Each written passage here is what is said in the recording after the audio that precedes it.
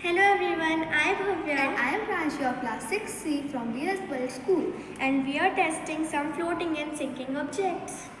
So in this beaker, I have added water and I am testing is these leaves and flowers are floating in it or not. See Bhavya, they are floating in the water because the leaves and the flowers density is low than the water. So they are floating. So what are you doing now? Okay, I am also testing the density of the flower that it will float or sink. So let's see. I am putting some of the pebbles in the water.